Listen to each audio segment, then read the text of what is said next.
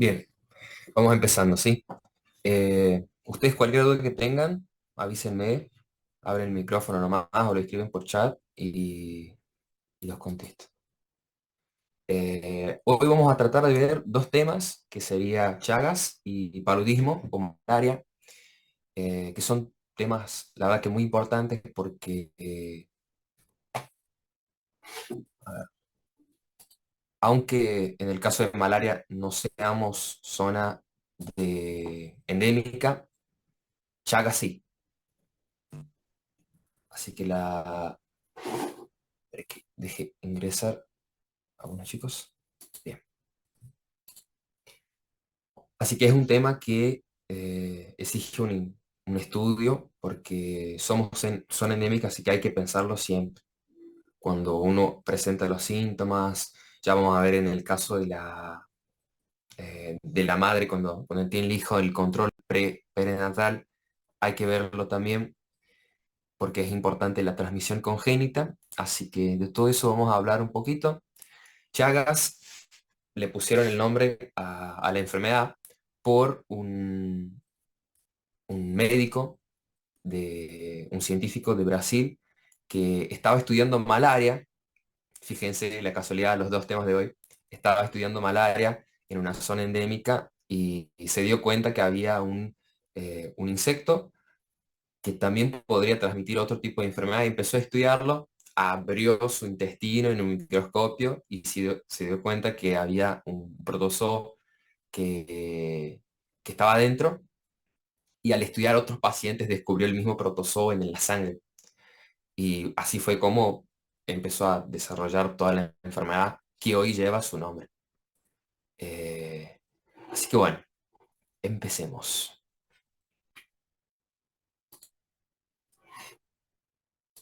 Yo siempre les pongo al inicio la división de los parásitos para que tengan claro dónde está la especie que vamos a estudiar hoy.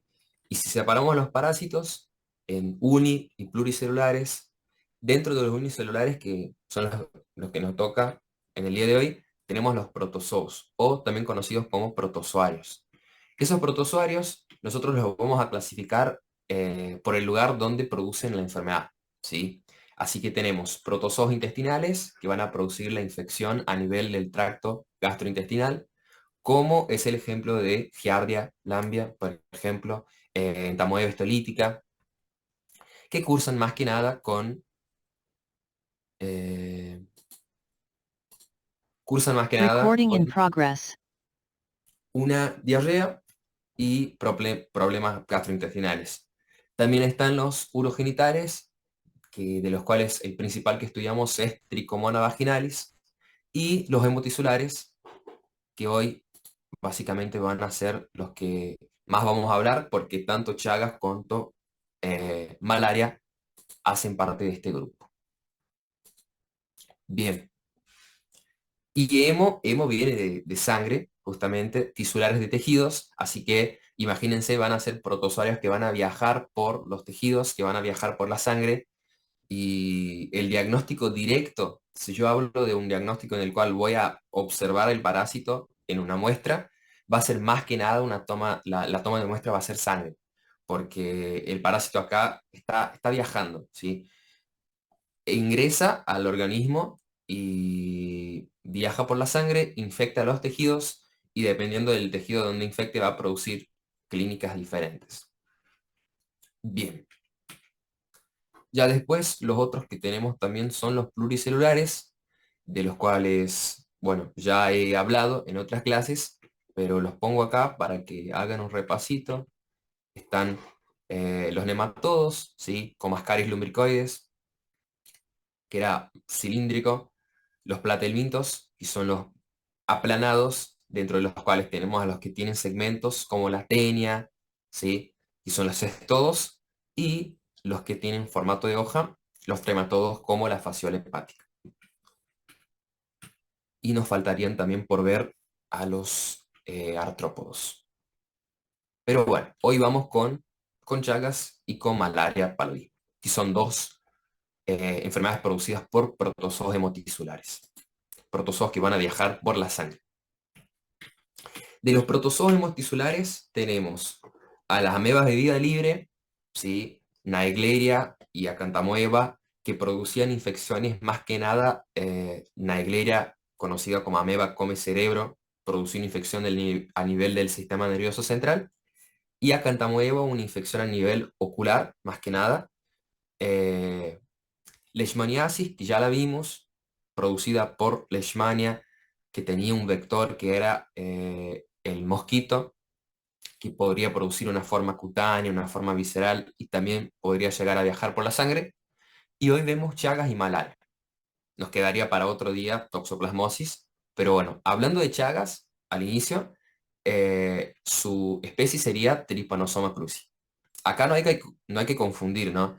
Chagas o Chagas masa es el nombre de la enfermedad. Lleva el nombre de los científicos que la estudiaron. Trypanosoma cruzi es el nombre de la especie, del protozoo hemotisular que produce la enfermedad, o sea, del parásito, del protozoario. Y vinchuca ya es otra cosa, vinchuca es el vector. La vinchuca sola no te produce el Chagas, sino que necesita estar sí o sí infectada con el tripanosoma. Tiene que estar, que tenga en su intestino eh, el protozoario, el parásito, porque ahí sí, cuando te infectas, digamos, cuando defeca, ya vemos que defeca en el lugar donde picó básicamente, y ahí te transmite el protozoario. Así que separarlo bien. La enfermedad es la enfermedad de Chagas, la especie que lo produce es Trypanosoma cruzi y el vector es la vinchuca, nombre científico, Triatoma infestans, que es un insecto, básicamente. Pero bien, Chagas. Como les dije, la especie que lo va a producir es Trypanosoma cruzi, que está dentro de este grupo, entonces va a ser un parásito unicelular, por eso le decimos que es un protozoario o un protozoo hemotisular, porque no es como Giardia, por ejemplo, que se limita al tracto gastrointestinal, sino que viaja por la sangre, por eso es hemotisular, y tiene sus formas, ¿sí? Como habíamos visto con Leishmania, también tiene sus formas infectante, tiene la forma que vive dentro de las células, dentro de los tejidos, y son formas distintas. Así que habría que diferenciarlo. Está el tripomastigote, el epimastigote y el amastigote.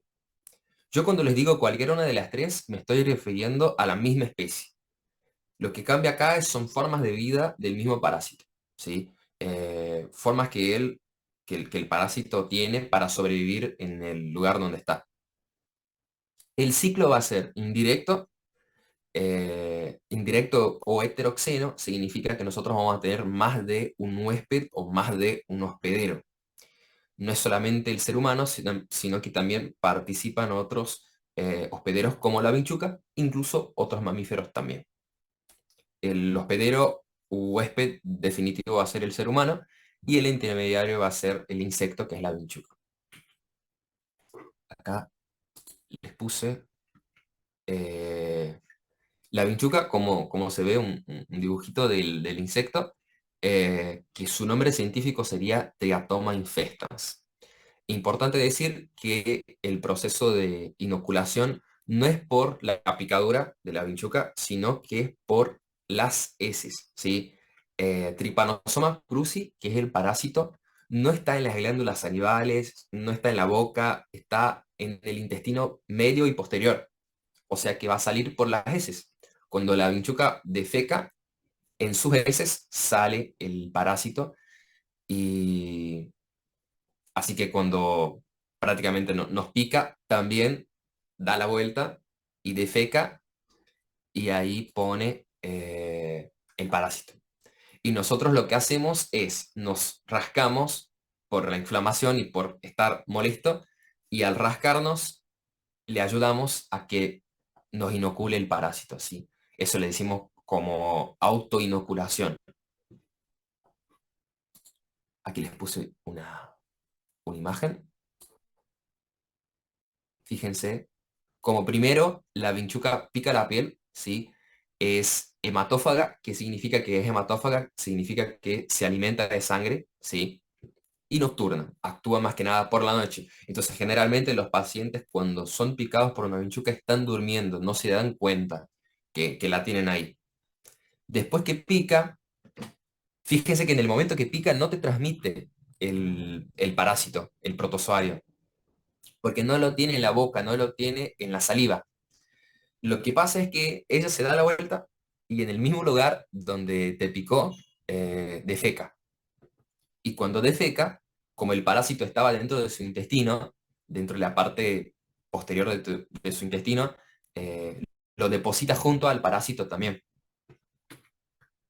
Y uno, al rascarse, lo que va a hacer prácticamente es inocular las heces en la herida y junto de las heces está el parásito, así que uno termina autoinoculándose Trypanosoma cruzi, que es el parásito que estaba en las heces de la vinchuca. Y eso sería ese sería el proceso de inoculación. Es la forma como ingresa el parásito. ¿Existen otras formas para que ingrese? Sí, existen otras vías de transmisión.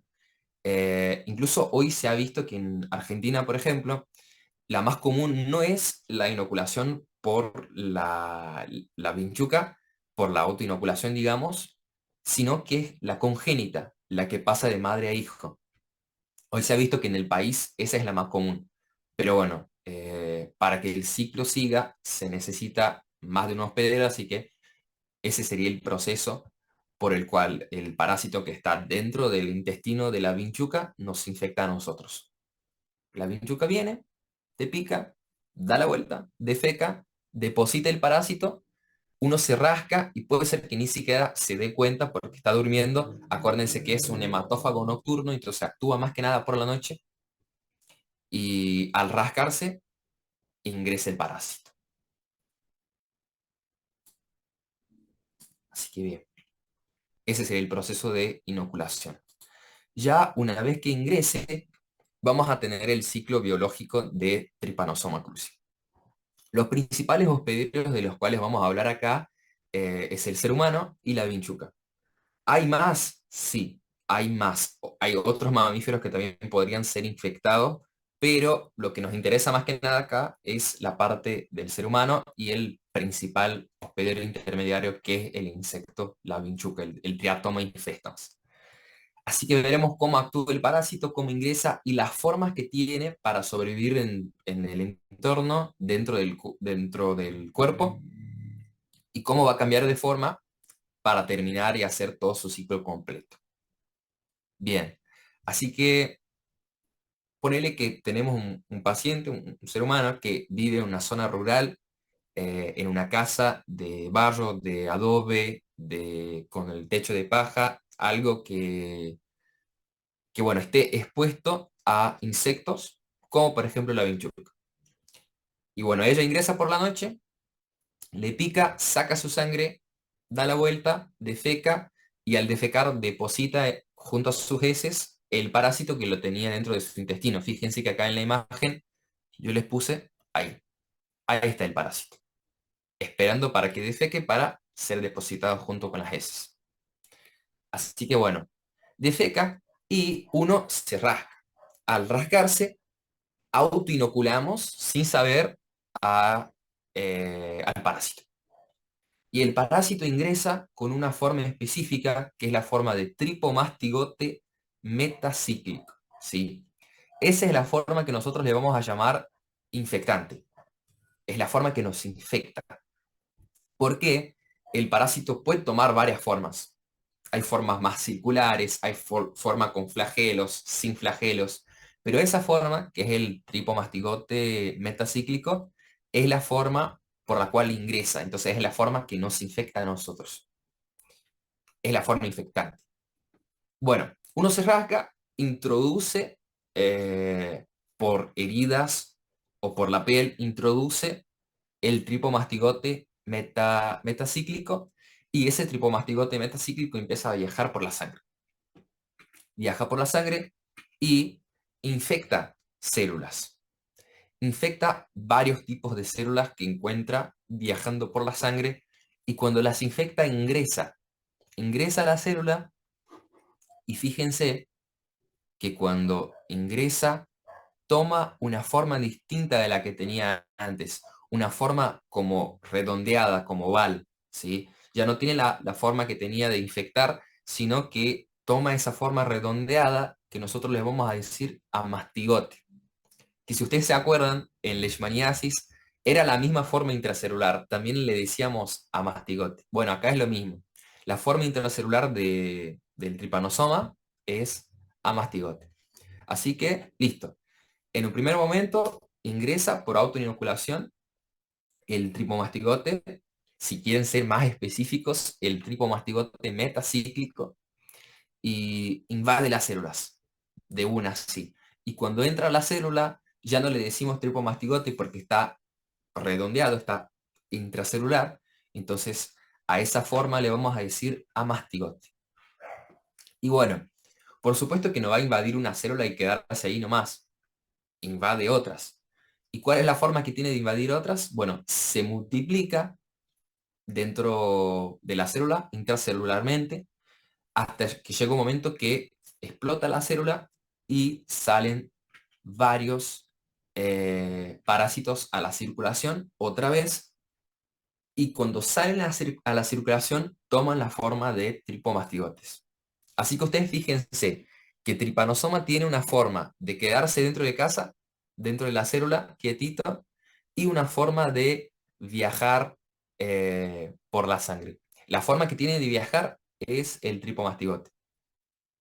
Y la forma que tiene de quedarse intracelular es el amastigote. Así que todas las veces que ingresa a una célula se vuelve amastigote. Y todas las veces que salga a la circulación le vamos a decir tripomastigote. Bueno, y en eso de infectar una célula y que salgan tripomastigotes, infectan otra y salen más, y puede ser que venga otra vinchuca que no esté infectada y le pica a la persona. Y en el momento que le pica y los tripomastigotes están viajando por su sangre, la vinchuca se lo toma, lo ingiere la sangre, porque es hematófaga, y junto de la sangre que ingiere, también ingiere los tripomastigotes que estaban viajando, ¿sí? Eh, Así que nosotros vamos a tener el vector, que es la vinchuca, ingiriendo los tripos. ¿Cuáles son los tripos? Los tripos son los que viajan, ¿sí? Por la sangre. La vinchuca ingiere la sangre y junto a la sangre ingiere también los tripomastigotes. Y en este momento vamos a tener una vinchuca que, aunque antes no estaba infectada, le picó a alguien que estaba infectado y ahora se infecta. Bueno, cuando lo ingiere, tiene su sistema digestivo, su tracto digestivo, así que el tripomastigote va a ingresar a su boca, ¿sí? A lo que sería como su boca, o sea, a su trato digestivo, a su tubo intestinal. Y va a viajar por todo el intestino, pasar por el intestino anterior, medio y posterior, hasta que cuando llega al intestino medio, se vuelven epimastigotes, que es una forma más, básicamente, que es la forma donde, como vive dentro del intestino de la vinchuca, como que se adapta un poquito para sobrevivir al intestino de la vinchuca, nada más. Y por último llega a la parte posterior del intestino y se diferencia en la forma infectante, que es la forma tripomastigote metacíclico. Así que esa vinchuca ahora estaría lista para infectar a otra persona. ¿Y cómo la infectaría? A ver, contame, Luz.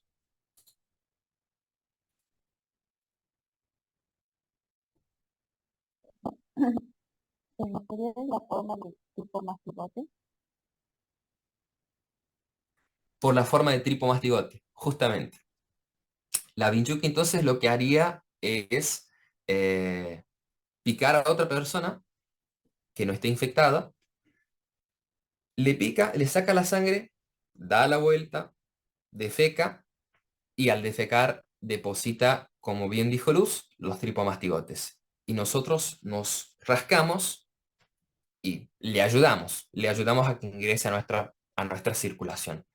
Al rascarnos, introducimos los tripomastigotes, los metacíclicos, que son los infectantes, y nos infectamos. Así que esa sería la forma como el ciclo da la vuelta y todo ocurre otra vez, ¿no? Ingresa a la sangre, infecta las células, ya dentro de las células vamos a tener otro nombre que es la forma de amastigote y, y todo ocurre otra vez.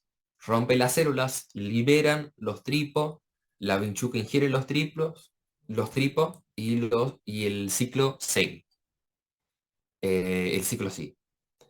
Bien, Breno, Breno. sí, decía. E entonces la forma infectante es la tripomastigotis y la forma que causa la enfermedad es la mastigotis, ¿sí? Claro, la forma que te infecta justamente es la tripomastigote y los amastigotes, a ver, la enfermedad de Chagas está muy bien lo que decís, solo que te quiero aportar un dato. La enfermedad de Chagas es el daño al tejido, que es lo que más nos preocupa, digamos. El daño al tejido, sea corazón o sea intestino, lo que sea, el daño es multifactorial. ¿Qué significa que sea multifactorial? Significa que sí, los mastigotes hacen parte de este daño, pero la respuesta inmune también, ¿sí? Que era algo que lo víamos bastante con sífilis, no sé si ustedes se acuerdan, que en sífilis la espiroqueta en sí no producía tanto, pero la respuesta inmune era tan alta que destruía los tejidos. Y por eso era tan complicado las etapas más avanzadas de sífilis, la secundaria, la terciaria, la neurosífilis, porque justamente la respuesta inmune era muy alta. Así que aquí pasa algo parecido. Eh, la parte que produce la enfermedad sería justamente la mastigote, pero no está solo cuando nos produce el daño, sino que también nuestro propio sistema inmune al ver parásito que es algo que no es de nuestro cuerpo, empieza a producir muchos anticuerpos, produce mucha inflamación y eso también destruye el tejido. Sea corazón, por ejemplo, que ya vamos a ver qué patologías causa, sea esófago, intestino, pero sí, la forma intracelular está muy bien, es la amastigote. ¿Quedó claro? Sí, amigo. Muchas gracias. Nada, para a ver que tengo una pregunta en el chat. Ah, no, no, no. Bueno, seguimos. Bien, así que eso. Forma infectante, tripomastigote. Si quieren sacarse un 10, tripomastigote metacíclico. La forma que viaja en la sangre es el tripomastigote, que es la que le infecta a la vinchuca, y la forma intracelular es el amastigote. Bien.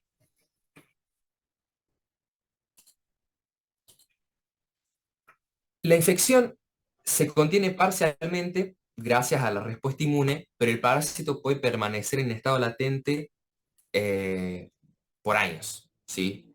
Dentro de determinados tejidos. Esto es algo que ocurría con otros microorganismos.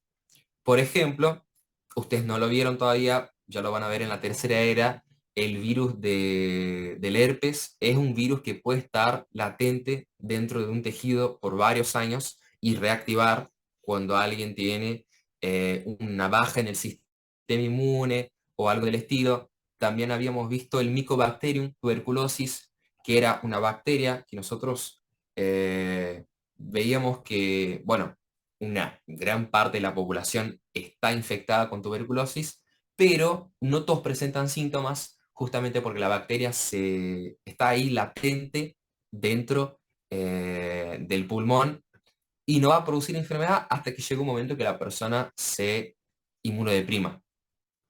Y acá pasa algo parecido.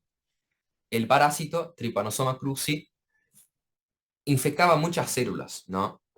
El tripomastigote ingresaba varias células y en su forma mastigote, que era la forma intracelular, se quedaba ahí. Muchas veces la célula explotaba y tripomastigote para todos los lados para infectar otras células y otras veces no. Otras veces puede ser que la célula también se quedaba ahí quietita y el mastigote quedaba intracelularmente.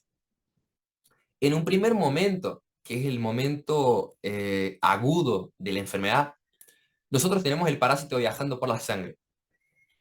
Y ahí le pregunto, a ver, Mariano, ¿cuál es la forma de tripanosoma que viaja por la sangre? El tripomastigote metacíclico. Bien, perfecto. El tripomastigote es la forma que viaja por la sangre. Bueno, esa forma no va a viajar en la sangre de por vida, ¿sí? Aunque el Chagas sea una enfermedad crónica, nosotros si tomamos a un paciente que fue infectado hace 20 años, todavía tiene el parásito, porque es una enfermedad crónica, no se cura, al menos si no la tratamos en los primeros días, es muy difícil que uno se cure de Chagas, pero a lo que voy es que si vos le tomás a un paciente que se infectó hace 20 años y le sacás una muestra de sangre, no esperes encontrar parásitos, ¿ah? Porque no lo vas a encontrar, ¿sí? Eh, Justamente porque el sistema inmune, los anticuerpos que producimos nosotros, llega un momento, 2 semanas, 20 y pico días, producimos anticuerpos. Y esos anticuerpos van a tratar de destruir todo tripomastigote que esté viajando por la sangre.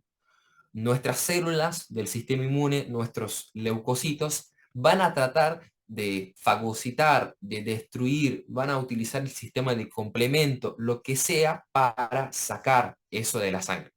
Justamente porque la sangre es un ambiente que tiene que estar estéril, no tiene que tener ningún microorganismo, no hay que tener bacterias, nada, ¿sí? En la sangre. Así que, en un primer momento sí, si te infectaste hace 2 días y seguramente te saco una muestra de sangre y voy a encontrar el tripomastigote viajando como loco. Pero si te infectaste hace mucho tiempo y no lo voy a encontrar. ¿Por qué no lo encuentro? No, es porque se curó. No, no lo encuentro porque el sistema inmune se hizo cargo de sacarlo de la sangre. Y es que lo saca, realmente lo saca. Pero la cuestión acá es que el amastigote, que era la forma intracelular, queda en el corazón, en el tejido cardíaco, queda en el sistema nervioso, queda en varios tejidos. Queda ahí, quietito, esperando un momento donde pueda reactivarse. ¿Siempre se va a reactivar? No. En muchos de los casos de las personas que se infectan con Trypanosoma cruzi, pasan la vida entera sin tener nada, sin tener ninguna clínica, ninguna enfermedad, justamente porque la mastigote queda ahí dentro de la célula, no se reactiva y listo. Olvídatelo. Pero no es siempre que eso pasa. Hay casos que justamente es lo que nos interesa a nosotros, que son los pacientes que cursan con la clínica de la enfermedad. Hay casos en el cual tanto el amastigote produce daño, cuanto el sistema inmune también produce daño. Entonces, esos tejidos donde está el parásito van a empezar a tener un daño, una destrucción y van a producir enfermedad. Si estamos hablando de, no sé, del sistema nervioso, estamos hablando del plexo de Auerbach. Ponele que tengo un daño en el plexo de Auerbach, que era uno de los plexos del sistema nervioso entérico. Si ustedes se acuerdan, el sistema nervioso que se hacía cargo de inervar al tubo, al tracto gastrointestinal, ¿sí? ¿Se acuerdan que teníamos mucosa, submucosa, plexo de Auerbach, plexo de Meissner? Bueno, ponele que los amastigotes están dentro del plexo de Auerbach. ¿Y qué onda con eso? O sea, ¿qué me va a producir? Bueno, empiezan a generar daño, si llegan a reactivarse y todo, puede ser que estén ahí de por vida y no hagan nada, pero si llegan a reactivarse, pueden producir daño y ¿qué es lo que voy a tener? Si tengo un plexo de Auerbach, o sea, si tengo un plexo entérico que no me funciona bien y no voy a tener tránsito intestinal, ¿sí? Por eso, una de las enfermedades producidas por el Chagas en la etapa crónica es el megacolon. ¿Por qué? Porque el colon tiene sus plexos de Auerbach, de Meissner, tiene el sistema nervioso que lo que hace es inervar el músculo liso para que contraiga, y si eso deja de funcionar, no se contrae. Si no se contrae, no tengo un tránsito intestinal, entonces toda la comida que estaba pasando se queda ahí y va creciendo el colon hasta que me puede producir lo que conocemos como megacolon. También otra enfermedad es el megaesófago, que es lo mismo, pero en el esófago, ¿sí? Un problema en el sistema nervioso del esófago que hace con que no pase la comida. Entonces se queda ahí, se va acumulando, se va juntando y listo. Vamos a tener un problema. Incluso creo que lo vieron, porque ya vieron disfagia en semio. Una de las causas de disfagia es un problema en el sistema nervioso, un megaesófago, por Chagas, imagínense. Así que eso. Pero a ver, me infecté con Chagas, ¿significa que necesariamente voy a tener un megaesófago, un megacolon? No, no son todos los casos, pero se podría producir. O sea, es una probabilidad. Justamente porque el parásito está ahí, ¿sí? Si no lo diagnosticamos temprano, si no lo tratamos temprano, la persona se va a infectar, va, la persona ya está infectada, pero la persona va a cursar con el parásito de por vida, ¿sí? Si no la tratamos en un primer momento y si no hacemos diagnóstico temprano, es crónico. No hay forma de curarla. Así que puede ser que no le produzca nada y puede ser que en algunos años le pueda producir algo. Justamente porque los amastigotes están latentes dentro de los tejidos. Bien, les dije que podría pasar si eso sucede en el tubo digestivo. Bueno, en el corazón sucede algo parecido, pero no es en el sistema nervioso, sino que es en el sistema de conducción del corazón. Los amastigotes pueden producir un daño que, como les dije, es multifactorial. No hay que culparle solamente a los amastigotes por el daño, sino que también las células inmunes actúan en eso y me va a producir un problema en el sistema de conducción. Que el sistema de conducción, si ustedes se acuerdan, era un sistema que inervaba aurícula, inervaba entre comillas, pero bueno, producía las descargas eléctricas, estimulaba aurícula y ventrículo para que se contraigan. Teníamos los nódulos, el haz de His, y el haz de His tenía dos ramas, ¿sí? Una derecha y una izquierda. Bueno, esas ramas pueden quedarse bloqueadas y que el estímulo ya no pase por la rama, ¿sí? Que tengamos un retraso del pasaje de estímulo, que es lo que se conoce como bloqueo de rama. Chagas puede producirme un bloqueo de rama, principalmente de rama derecha, ¿sí? Que es la rama más débil. Así que eso, me puede producir un megacolon, me puede producir un megaesófago, me puede producir un bloqueo de rama derecha y otras enfermedades base. ¿Quién me va a producir eso? El amastigote que está intracelular y el daño de los anticuerpos de la inflamación. Bien. Las vías de transmisión, no solamente está la vectorial, que es por medio de la vinchuca, del insecto, sino que también tenemos por transfusión de sangre. Y pregunto, ¿en qué momento habría que suceder esa transfusión de sangre para que la persona se infecte?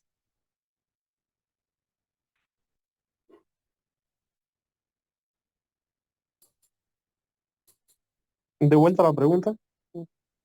Ahí pregunto de vuelta. Ahí les puse que transfusión de sangre es una de las formas de transmisión de Chagas. Mi pregunta es, ¿en qué momento tendría que suceder esa transfusión para que la otra persona se infecte? ¿En la etapa aguda o en la etapa crónica de la enfermedad? Ah, en la En la etapa aguda. etapa aguda. Ya está en la Muy sangre, bien. la crónica ya entra a En la los etapa tejidos. aguda, justamente, porque los tripomastigotes están viajando por la sangre.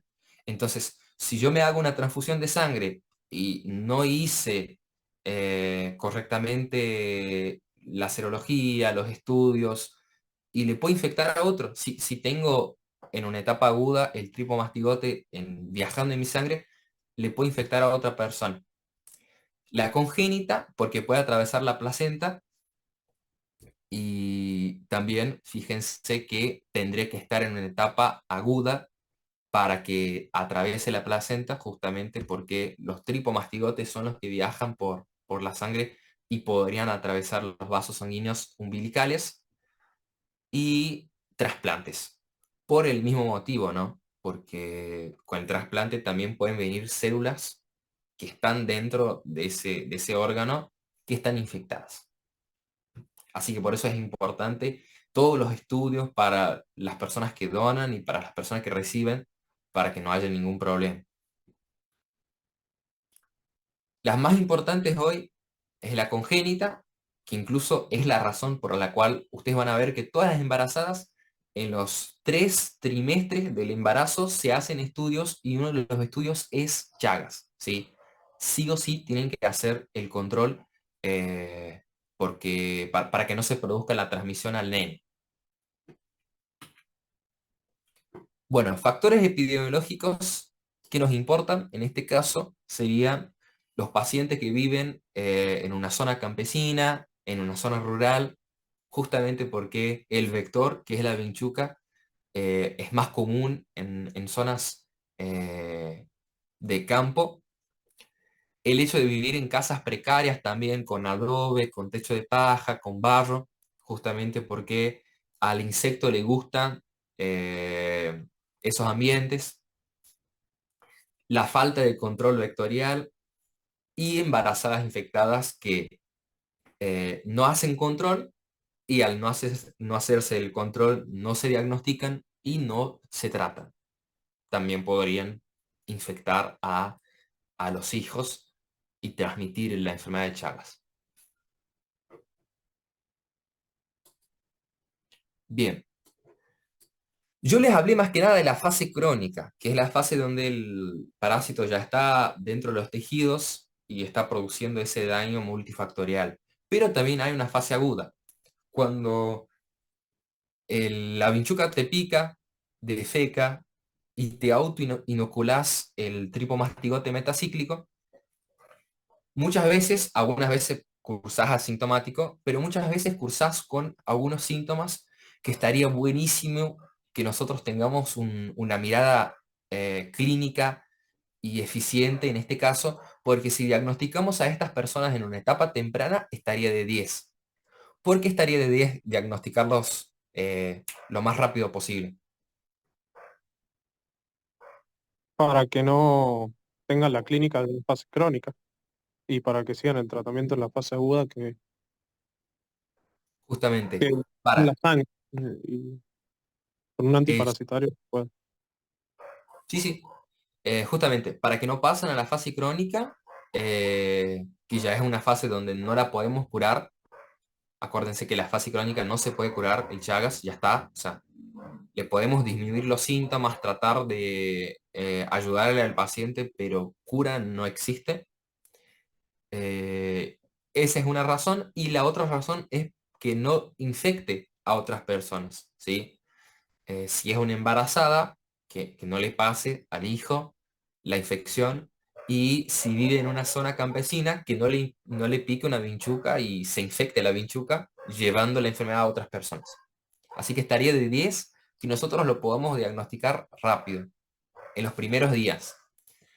Si cursa asintomático, no hay mucho que podemos hacer, pero a veces cursa con algunos síntomas y signos específicos.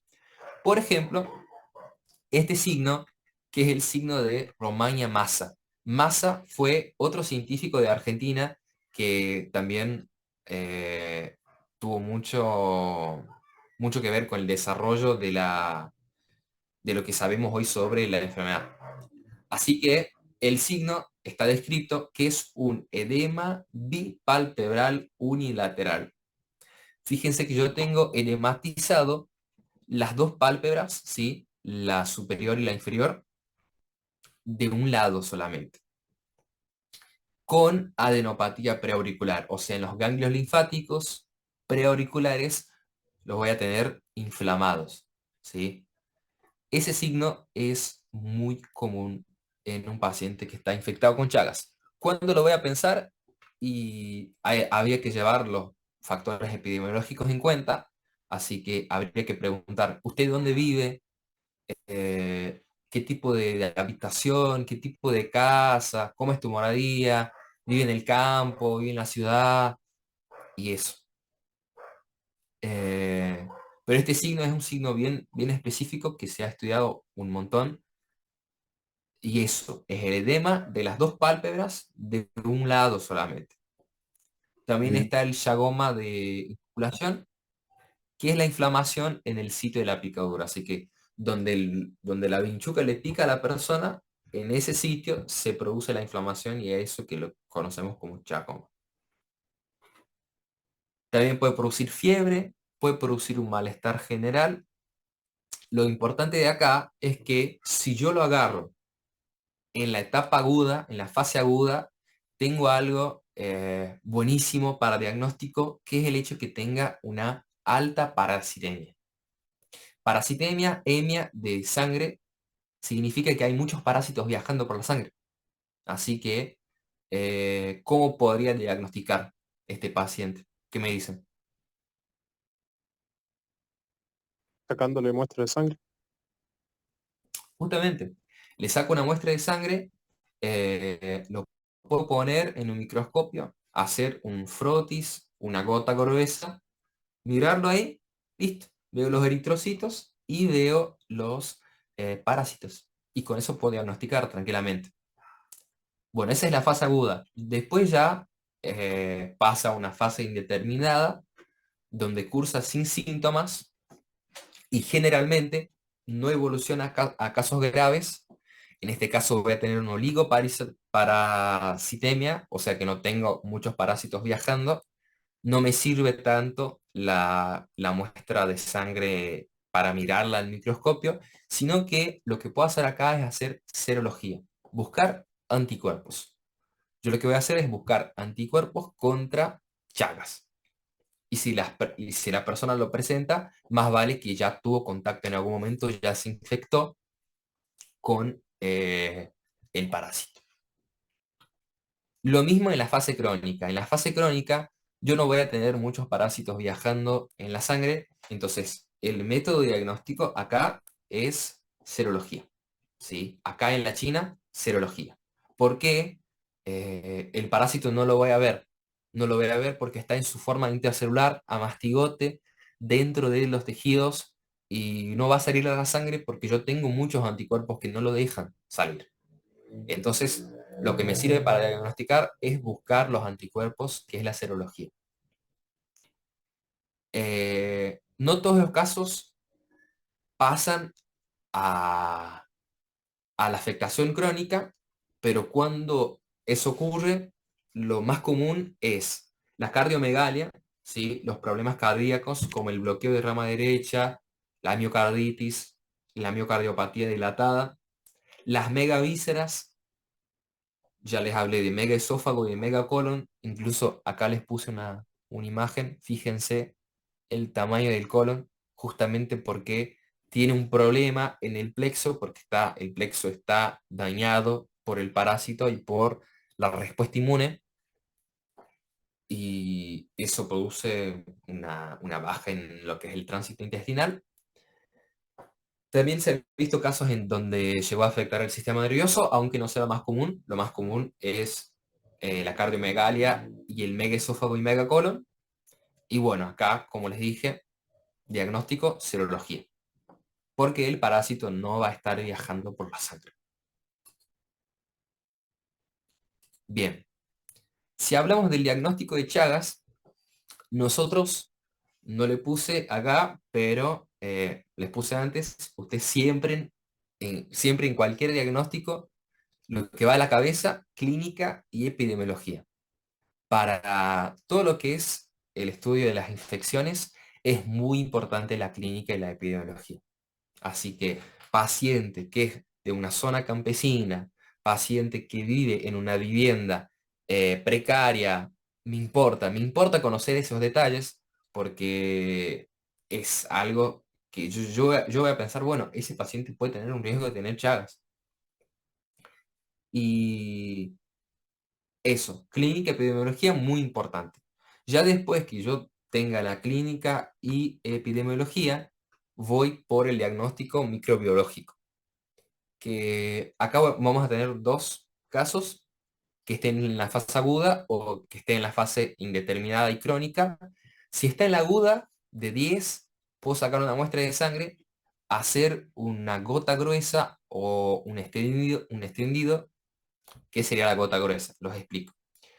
La gota gruesa, saco una gota de sangre de la mano del paciente, lo pongo en un portaobjetos y ya está. Lo miro al microscopio. Eso es gota gruesa.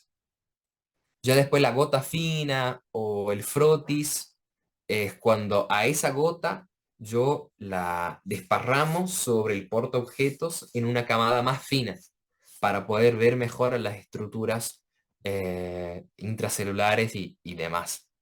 Así que eso. Con eso hago el diagnóstico porque en la sangre yo voy a ver, fíjense, los tripos.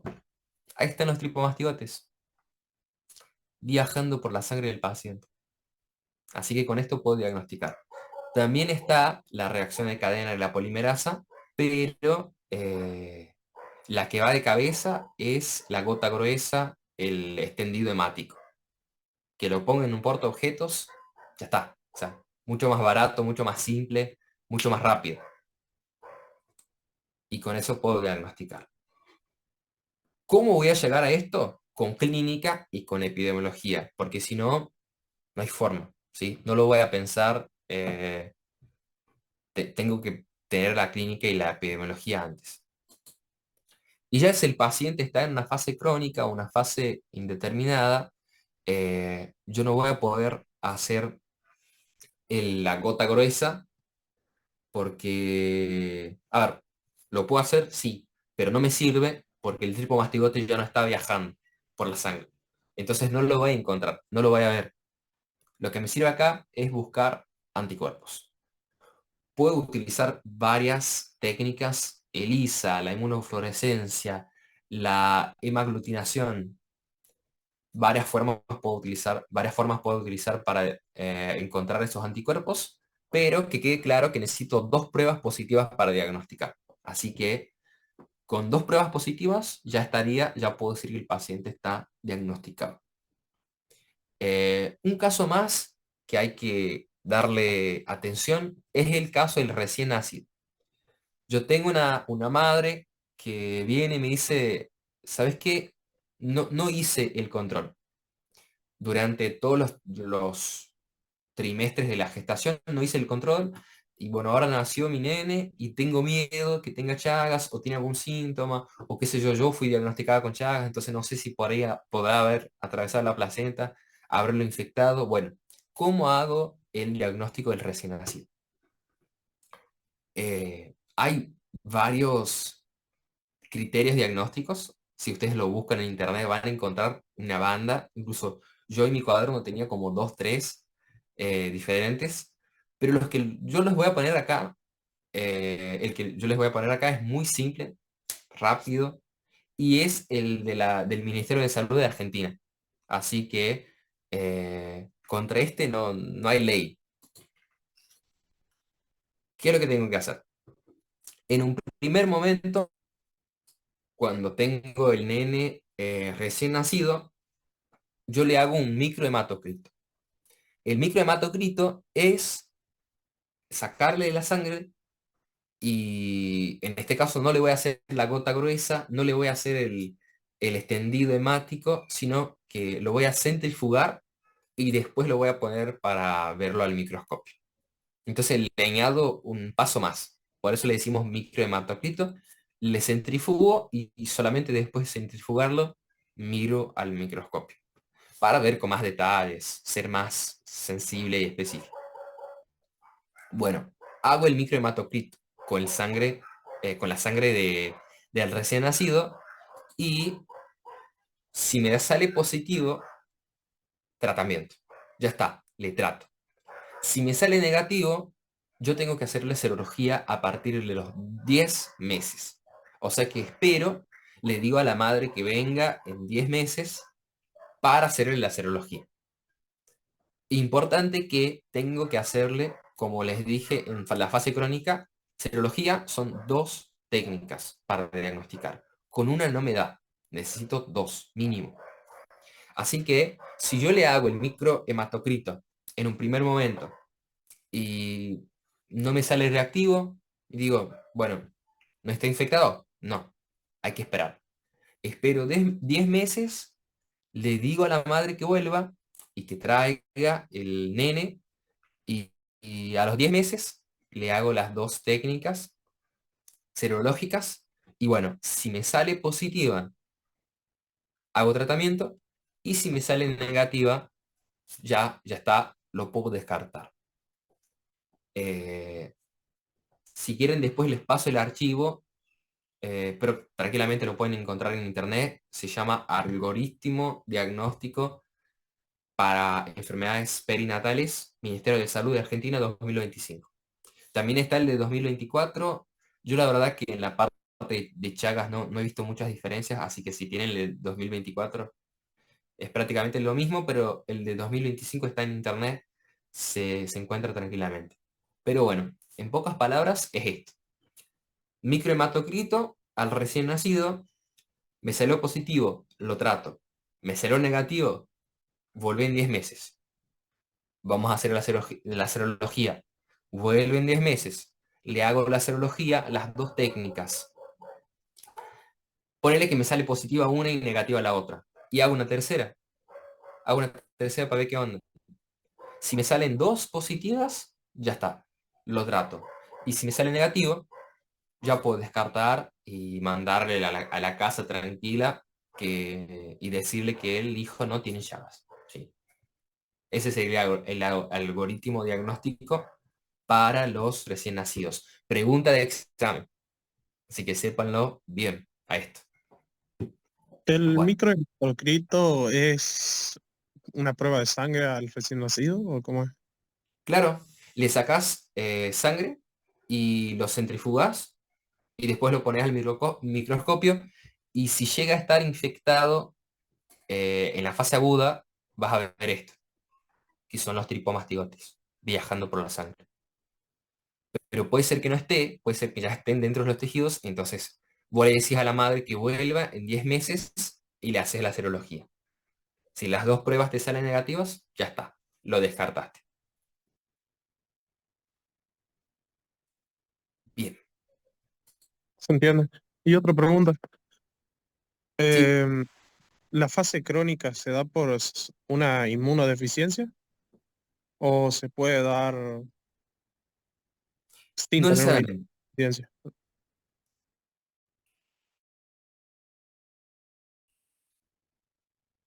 Está,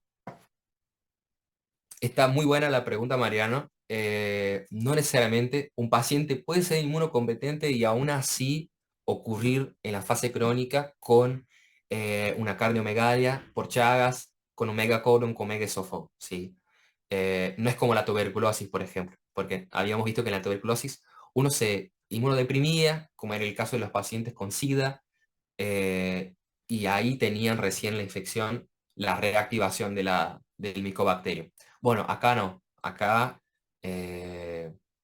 no se sabe muy bien, se sabe que hay un daño multifactorial y algunos pacientes cursan con la enfermedad crónica, algunos no, no necesariamente los inmunodeprimidos o inmunocompetentes, ¿me entendés?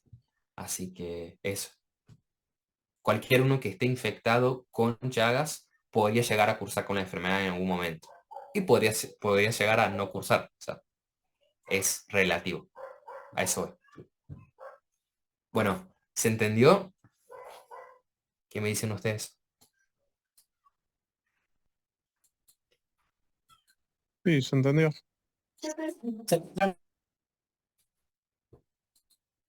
Bueno, Si estamos bien, pasamos a paludismo.